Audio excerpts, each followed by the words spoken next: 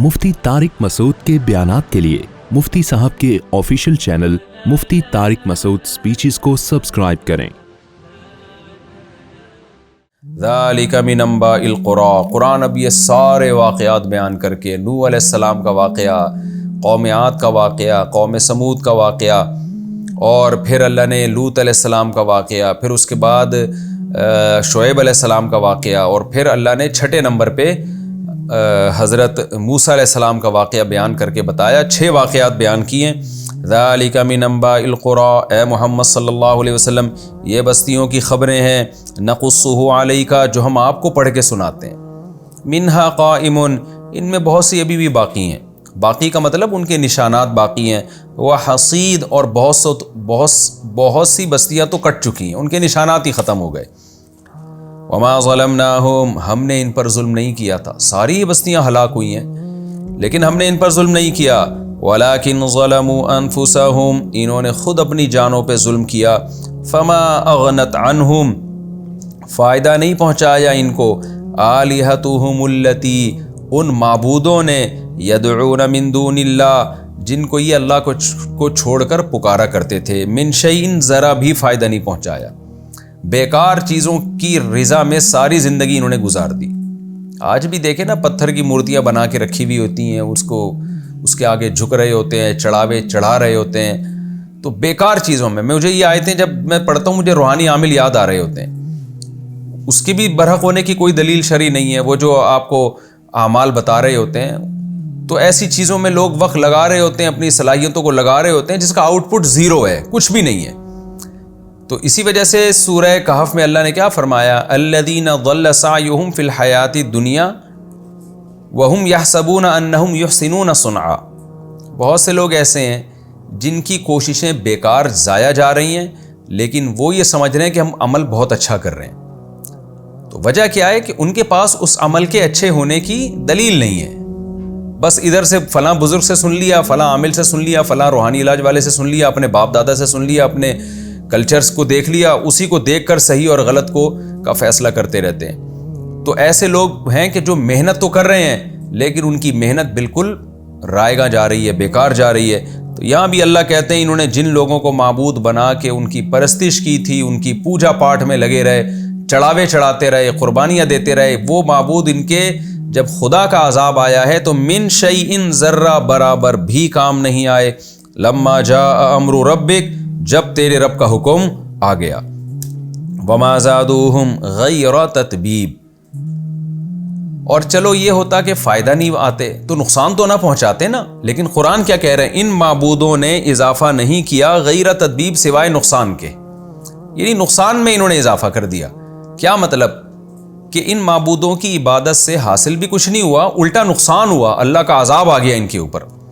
आज भी यही होता है, जब आप रूहानी इलाज वालों के पास जाते हैं ना, तो जिन चुड़ैल भूत तो भगाते नहीं है, वो आपको और मुसीबतों में डाल देते हैं। वो लोग, आप किसी गलत डॉक्टर या गलत हकीम से जब इलाज कराते हैं, तो सिर्फ ये नहीं होता कि फ़ायदा नहीं होता, बल्कि उसकी गलत दवाओं से आपको उल्टा नुकसान होना शुरू हो जाता है।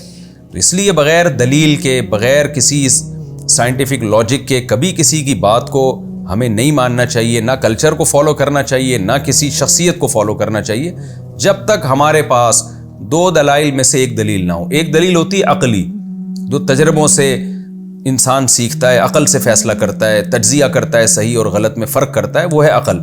दूसरी, इससे भी बड़ी दलील हमारे लिए है अल्लाह उसके रसूल की बात, यानी जिसको इस्लाम कहते हैं, शरीयत कहते हैं। तो जब तक शरीयत से या अक़ल से कोई दलील हमारे सामने ना आ जाए, हम किसी बात के बारे में फ़ैसला नहीं कर सकते और लाए अमल ज़िंदगी का तय नहीं कर सकते। वकज़ालिका अख़्ज़ु रब्बिका इज़ा अख़ज़ल क़ुरा, इसी तरह है तेरे रब की पकड़, जिस तरह अल्लाह ने कौम नूह को तबाह किया, कौम आद को, कौम समूद को। कुरान कहते हैं तेरे रब की पकड़ ऐसी ही होती है जब वो बस्तियों को पकड़ता है। वही ज़ालिमतुन, जबकि वो बस्तियाँ जुल्म कर रही होती हैं। इन्ना अख़ज़हु अलीमुन शदीद, बेशक उस रब की पकड़ दर्दनाक भी है और बहुत सख्त भी है। ये भी एक इश्काल होता है ना, ऐसे अल्लाह ने तबाह कर दिया कौमों को, उठा उठा के पटक दिया बस्तियों को, चीखों से, फरिश्तों से चीख मरवा के उनके कलेजे फाड़ दिए कि अल्लाह तू क्या कर रहा है। तो अल्लाह कहता है जब बस्ती जुल्म करेगी तो खुदा है वो, फिर वो रब्बुल आलमीन है, उसकी पकड़ फिर इसी तरह होती है जब वो बस्तियों को पकड़ता है, जब अजाब में डालता है। ان فی ذلک لآیا، اس میں بہت بڑی نشانی ہے، لمن خاف، اس شخص کے لیے، خاف عذاب الآخرہ، جو آخرت کے عذاب سے ڈرتا ہے۔ تو یہ جو بستیوں کے واقعات اللہ نے بیان کیے نا، ان میں جن کے دل میں آخرت کا خوف ہے، اللہ کے سامنے کھڑے ہونے کا، جواب دہی کا خوف ہے، ان کے لیے بہت بڑی نشانی ہے، عبرت ہے، جس کو دیکھ کے وہ اپنے اعمال کو درست کر سکتے ہیں۔ یہ آخرت کیا ہے؟ ذالک، یہ وہ دن ہے، یوم، یہ ایک ایسا دن ہے، مجموع لہ الناس، جس دن کے لیے لوگوں کو جمع کیا جائے گا، ساری انسانیت ایک میدان میں جمع ہو جائے گی۔ وذالک یوم، اور اس دن کو ہم ایک اور انداز سے ڈیفائن کرتے ہیں، یہ وہ دن ہے یوم مشہود، جس میں حاضری ہوگی، آدم سے لے کے قیامت تک آنے والا آخری انسان بھی وہاں اس میدان میں حاضر ہوگا۔ وما نؤخرہ، کب آئے گا یہ دن اے اللہ، اب تک کیوں نہیں آیا؟ تو اللہ فرماتے ہیں ہم اس کو مؤخر نہیں کر رہے، الا، مگر، لاجل، ایک وقت کے لیے، معدود، جو اللہ کے علم میں گنا جا چکا ہے۔ کتنے سالوں کے بعد آئے گی، کتنی صدیوں کے بعد آئے گی، کتنے دنوں کے بعد وہ قیامت آئے گی، کتنے گھنٹوں کے بعد، کتنے منٹ کے بعد، کتنے سیکنڈوں کے بعد، وہ تمام چیز ہمارے پاس، وہ ہمارے ریکارڈ میں موجود ہے، وہ ہم نے گنے ہوئے ہیں وہ سارے دن، اس تک کے لیے ہم اس کو مؤخر کر رہے ہیں۔ تو وہ قیامت تمہاری مرضی سے نہیں آئے گی، وہ اللہ کی مرضی سے آئے گی۔ یوم یاتی، لیکن جس دن آئے گی، لا تکلم نفس الا باذنی، کوئی شخص کلام بھی نہیں کر سکے گا مگر اللہ کے اجازت سے، اللہ کی اجازت سے۔ ایسا اللہ کا جلال ہوگا، خوف ہوگا۔ فمنہم، اور لوگوں کی دو قسمیں ہو جائیں گی، فمنہم شقی، ان میں سے بعض بدبخت ہوں گے، وسعید، اور بعض خوش نصیب ہوں گے۔ جو بدبخت ہوں گے، ناکام ہوں گے، ان کا کیا حال ہوگا؟ فَأَمَّا الَّذِينَ شَقُوا، بہرحال وہ لوگ جو بدبخت تھے، فَفِي النَّارِ، وہ آگ میں ہوں گے، لہم فیہا، اس آگ میں ان کے لیے، زفیر و شہیق، چیخ و پکار ہوگی۔ زفیر اور شہیق کا میں نے جب لفظی ترجمہ بتا رہا تھا پچھلے ایپیسوڈ میں، اس کو میں نے ڈیفائن کیا تھا، کسے کہتے ہیں زفیر کسے اور شہیق کسے۔ تو خلاصہ اس کا یہ ہے کہ بہت زور سے دھاڑے مار مار کے اس جہنم کی آگ میں وہ چیخ رہے ہوں گے، خالدین فیہا، اور اس آگ میں وہ ہمیشہ رہیں گے، ما دامت السماوات والارض، جب تک آسمان اور زمین قائم ہیں، الا ما شاء ربک، ہاں یہ کہ اللہ ہی چاہے، الا یہ کہ اللہ ہی چاہے۔ یہ محاورہ ہے، یہ جو ہے نا ما دامت السماوات والارض، جب بھی عرب میں کسی بات کو یہ تعبیر کیا جاتا ہے نا ہمیشہ یہ کام ہوگا، تو محاورے کے طور پہ یہ کہا جاتا ہے کہ جب تک زمین اور آسمان رہیں گے۔ اس کا مطلب یہ نہیں کہ جب تک زمین آسمان رہیں گے، کیونکہ زمین اور آسمان تو ویسے بھی قیامت میں تباہ و برباد ہو جائیں گے، وہ کون سا ہمیشہ رہنے والی مخلوق ہے۔ تو یہ محاورے کے طور پہ کہا جاتا ہے، اس میں حقیقت مراد نہیں ہوتی۔ وجہ اس کی ہے کہ قرآن مجید میں 20 مقامات پہ اور احادیث میں بھی 20 مقامات پہ یہ مضمون آیا ہے کہ جہنم کبھی فنا نہیں ہوگی، خالدین فیہا ابدا۔ قرآن کہتا ہے وہ جہنم میں رہیں گے ابدا، ہمیشہ ہمیشہ۔ تو ہمیشہ جہنم کی آگ میں کافر جلے گا، جہنم کبھی بھی فنا نہیں ہوگی، اس پر پوری امت کا اجماع ہے۔ اور نبی صلی اللہ علیہ وسلم نے فرمایا لا تجتمع امتی علی ضلالہ، میری امت گمراہی پہ جمع نہیں ہو سکتی۔ تو پوری امت کا اجماعی عقیدہ ہے کہ جہنم کبھی ختم نہیں ہوگی۔ تو اسی وجہ سے اس آیت کا مفہوم جو تمام مفسرین بیان کرتے ہیں اور صحابہ تابعین سے جو مفہوم چلا آ رہا ہے وہ یہی ہے کہ ایک محاورے کے طور پر کہا گیا ہے کہ جب تک زمین آسمان باقی رہیں گے اللہ تعالیٰ ان جہنمیوں کو جہنم میں رکھے گا۔ تو یہ محاورے کے طور پر، یہ ہمیشہ رکھے گا۔ آج بھی ہم کہتے ہیں نا جب تک سورج چاند رہے گا بھائی فلانا تیرا نام رہے گا، اور جب تک جو ہے وہ سورج چاند باقی ہے یہ کام ہوتا رہے گا۔ تو یہ ہم ہمیشہ سے کسی چیز کو تعبیر کرنے کے لیے یہ محاورہ استعمال کرتے ہیں۔ تو عرب میں یہ محاورہ بہت ہے، ما دامت السماوات والارض، جب تک آسمان زمین رہیں گے۔ تو قرآن میں مجاز کا استعمال بھی بہت زیادہ ہوا ہے۔ مجاز کا مطلب کیا ہوتا ہے کہ جو لفظ ہے اس کے حقیقی معنی مراد نہیں ہے بلکہ اس کے مجازی معنی مراد ہے۔ قرآن بھی عربی زبان میں نازل ہوا تو عربی کے تمام محاوروں کو اس میں اعتبار کیا گیا ہے۔ الا ما شاء ربک، الا یہ کہ تیرا رب چاہے۔ دوسری مقام سے ہمیں پتہ چلتا ہے کہ رب چاہے گا نہیں، یعنی آپ کو اشکال ہو سکتا ہے اس آیت میں کہ اللہ نے کہا کہ جو جہنمی ہیں وہ ہمیشہ جہنم میں رہیں گے، الا ما شاء ربک، الا یہ کہ تیرا رب چاہے۔ تو یہ اصل میں یہ بتانے کے لیے ہے کہ اللہ چاہے تو جہنم کو ختم بھی کر سکتا ہے اور کافر کو جہنم سے نکال بھی سکتا ہے، اللہ مجبور نہیں ہے۔ لیکن دوسرے مقام پہ قرآن میں درجنوں جگہ یہ ہے کہ اللہ چاہے گا نہیں، اللہ یہی چاہے گا کہ یہ ہمیشہ جہنم میں رہیں، اور یہ بہت زیادہ وضاحت کے ساتھ یہ مضمون قرآن و حدیث میں۔ البتہ اس امت میں صرف ابن تیمیہ رحمہ اللہ تعالیٰ 7ویں صدی ہجری میں ایسے گزرے ہیں جنہوں نے اس آیت کی روشنی میں استدلال کیا ہے کہ جہنم کروڑوں کھربوں سال جب کافر کو جلائے گی تو اس کے بعد جہنم کو اللہ ختم کر دیں گے اور کافر کو بھی اللہ تعالیٰ ختم کر دیں گے۔ یہ ان کا ایک تفرد تھا جو پوری امت میں کسی نے بھی اس تفرد کو لیا نہیں ہے، کیونکہ اجماع امت کے خلاف تھا یہ، لیکن بہرحال ان کی ایک رائے تھی کہ جہنم کروڑوں کھربوں سال کے بعد جو ہے جا کے اللہ تعالیٰ جہنم کو فنا کر دیں گے، ختم کر دیں گے۔ اور انہوں نے اس دعوے پر کچھ صحابہ کے اقوال بھی نقل کیے ہیں، عبداللہ بن مسعود سے اور بعض دیگر صحابہ سے، لیکن وہ کوئی بھی ایک قول بھی ایسا نہیں ہے جس کی کوئی صحیح سند ہو، بالکل موضوع من گھڑت روایتیں ہیں جس کی وجہ سے علماء نے اس قول پہ رد کیا ہے۔ آگے اللہ فرماتے ہیں ان ربک فعال لما یرید، بے شک تیرا رب جو چاہتا ہے کر گزرتا ہے، لہذا تیرا رب اگر چاہے گا تو اگر چاہے تو وہ جہنم کو ختم بھی کر سکتا ہے، یعنی کوئی مجبور نہیں ہے وہ کہ وہ ہمیشہ ہی جہنم کو باقی رکھے، لیکن وہ چاہے گا نہیں۔ دوسرے مقام پہ ہمیں پتہ چلتا ہے کہ وہ چاہے گا نہیں ایسا، تو اس کی چاہت یہی ہے کہ وہ ہمیشہ ہمیشہ کے لیے جہنم کو باقی رکھے گا۔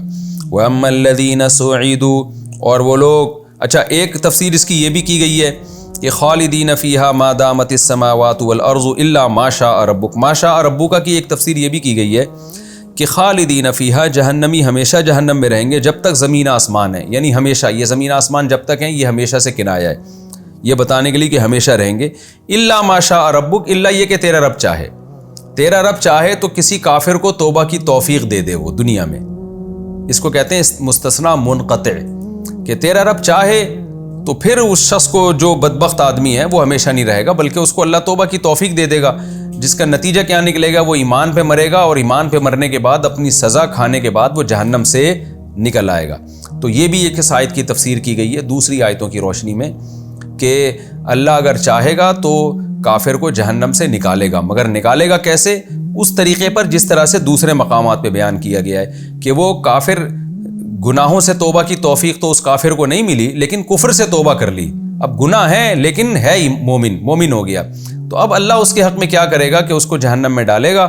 اور ما شاء ربک کا مراد ہے من شاء ربک، جس کو اللہ چاہے، تو جس کو چاہے گا نکال دے گا، تو اسی کو چاہے گا جو جس کی ایمان پر موت واقع ہوئی ہوگی۔ تو اب اس آیت کا اس لحاظ سے تفسیر کیا بنے گی؟ وہ تفسیر یہ بنے گی کہ جو لوگ بدبخت تھے وہ جہنم میں رہیں گے، اور وہاں وہ چیخ و پکار کریں گے، اور اس جہنم میں وہ ہمیشہ رہیں گے جب تک آسمان زمین باقی ہیں، یعنی ہمیشہ ہمیشہ رہیں گے۔ ہاں الا ما شاء ربک، ہاں وہ شخص جس کو اللہ چاہے، تو وہ کون سا شخص ہوگا؟ جو ہوگا تو بدبخت اور جائے گا بھی جہنم میں، لیکن ہوگا مومن، وہ تو مومن کو اللہ تعالیٰ نکال دیں گے۔ تو یہ بھی اس آیت کی ایک بڑی مضبوط تفسیر ہے، یہ بھی کی گئی ہے۔ وَأَمَّا الَّذِينَ سُعِدُوا، اور وہ لوگ جو نیک بخت ہوں گے، کامیاب ہوں گے، فَفِي الْجَنَّةِ، وہ جنت میں ہوں گے، خالدین فیہا، ہمیشہ اس جنت میں رہیں گے، ما دامت السماوات والارض، جب تک آسمان اور زمین باقی ہے، الا ما شاء ربک، الا یہ کہ اللہ چاہے کسی کو۔ اب اس میں بھی یہ ڈر لگ رہا ہے کہ اچھا یعنی جنتی ہمیشہ جہنم میں تو رہیں گے جب تک آسمان زمین باقی ہے، تو وہ تو میں نے بتایا ایک محاورہ ہے، آسمان زمین باقی ہیں، اس کا مطلب یہ نہیں کہ جب تک آسمان زمین باقی ہیں مطلب ہمیشہ رہیں گے، لیکن اگلے جملے سے انسان ڈر سکتا ہے کہ الا ما شاء ربک، اچھا کوئی ایسا بھی ہوگا جس کو اللہ جنت سے نکال دیں گے۔ تو آگے اللہ نے اس وہم کو ختم کر دیا کہ جہنمیوں کے بارے میں تو یہ امکان ہے کہ کوئی جہنم میں جا کے نکل آئے، جنتیوں میں یہ امکان نہیں ہے۔ کیوں؟ عطاءً، یہ ایک ایسی عطا ہوگی جنت غیر مجزوز، جو ختم ہونے والی نہیں ہے، جس میں انقطاع نہیں ہے۔ تو کیا مطلب؟ اللہ چاہے گا ہی نہیں ہے، یعنی اللہ چاہے تو جنتی کو جنت سے نکال تو سکتا ہے، یہ اس کی قدرت ہے، لیکن عطاءً خبر ہماری یہ ہے کہ یہ ایک ایسی عطا ہے غیر مجزوز جو کبھی ختم ہونے والی ہے نہیں، یعنی اللہ چاہے گا نہیں، اس لیے اللہ نے خبر تمہیں یہ دے دی کہ میں ہمیشہ جنت میں رکھوں گا۔ تو جہنم کے بارے میں تو اللہ نے جب آیت بیان کی نا تو اس میں یہ نہیں کہا کہ یہ ایسی سزا ہے جو غیر مجزوز ہے، جو کبھی ختم نہیں ہوگی۔ دوبارہ اس آیت کو دیکھیں، جہنم کی آیتوں میں کیا فرمایا کہ ہمیشہ خالدین فیہا، جہنمی ہمیشہ، جو بدبخت لوگ ہیں ہمیشہ جہنم میں جلیں گے جب تک زمین آسمان باقی ہیں، یعنی ہمیشہ جہنم میں جلیں گے، الا ما شاء ربک، سوائے اس شخص کو جس کو اللہ چاہے نکال لے۔ تو یہ کون ہوگا؟ جو مومن ہوگا جہنمی لیکن ہوگا مومن۔ کیوں؟ آگے اللہ نے یہ نہیں فرمایا کہ ایک ایسی سزا ہے جو کبھی ختم نہیں ہوگی۔ کیوں؟ پھر اس کا مطلب یہ ہوتا، یہ وہم ہو سکتا تھا کہ ایک طرف اللہ کہہ رہا ہے کہ جس کو اللہ چاہے گا نکال لے گا، دوسری طرف اللہ کہہ رہا ہے کہ ہمیشہ ہی جہنم میں رہیں گے وہ، ایک عذاباً غیر مجزوز، ایسا عذاب ہوگا جو کبھی ختم ہی نہیں ہوگا۔ یہاں یہ الفاظ نہیں ہیں، لیکن جنت کا جب اللہ نے بیان کیا کہ جس کو چاہے گا اللہ جنت سے نکال بھی سکتا ہے، لیکن ساتھ میں تسلی دے دی عطاءً، یہ ایک ایسی عطا ہے غیر مجزوز جو کبھی ختم نہیں ہوگی، یعنی اللہ کو قدرت تو ہے نکالنے کی، لیکن ہم تمہیں خبر دے رہے ہیں کہ نکالیں گے نہیں ہم۔ لیکن جہنم کے بارے میں ایسے الفاظ نہیں ہیں، وجہ اس کی واضح ہے کہ جہنم میں واقعی میں اللہ تعالیٰ بہت سارے جہنمیوں کو اللہ تعالیٰ جہنم سے نکالیں گے۔ یہ وہ لوگ ہوں گے جو اپنے گناہوں کی وجہ سے جہنم میں گئے یا کفر کی وجہ سے گئے، لیکن موت سے پہلے پہلے انہوں نے کفر سے توبہ کر لی تھی۔